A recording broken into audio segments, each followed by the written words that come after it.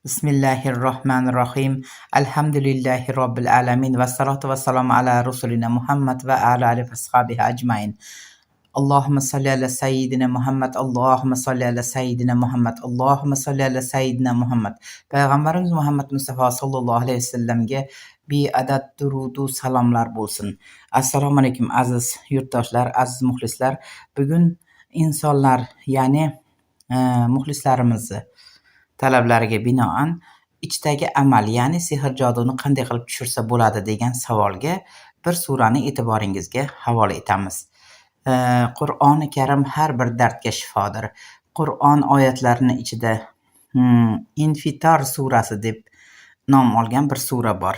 82 sura 19 ta oyatdan iborat bo'lgan. O'sha surani o'qishlikni tavsiya qilaman.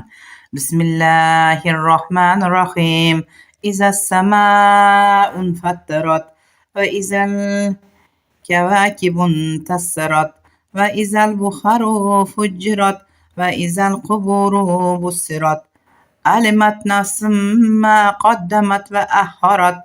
Ya ayyuhal insan ma gharraka bi rabbikal karim. الذي خلقك فسواك فعدلك في أي صراط ما شاء ركبك كلا بل تكذبون بالدين وإن عليكم لحافظين كراما كاتبين يعلمون ما تفعلون إن الأبرار لفي نعيم وإن الفجار لفي جحيم يصلونها يوم الدين وما هم عنها بغائبين وما أدرك ما يوم الدين ثم ما أدرك ما يوم الدين يوم لا تملك نفس لنفس شيئا والأمر يومئذ لله. Mehribon va rahimli Alloh nomi bilan boshlayman.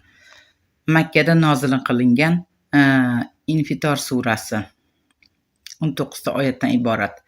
Mehribon va rahimli Alloh nomi bilan boshlayman. Osmonlar yorilganida, yulduzlar har tomonga sochilganida, dengizlar qo'shilib to'siqlar ochilganida, qabrlar ag'darilganida, ya'ni qiyomat qoyim bo'lganida, har bir jon dunyoda qilib o'tgan va qoldirgan barcha narsalarini, amallarini bilur. Ey inson, karamli Parvardigoringga nisbatan ibodat qilma deb seni aldab qo'ygan narsa nima? U seni yaratib, so'ng barcha a'zolaringni tiklab, so'ng qomatingni rost qilib qo'ygan zot-ku.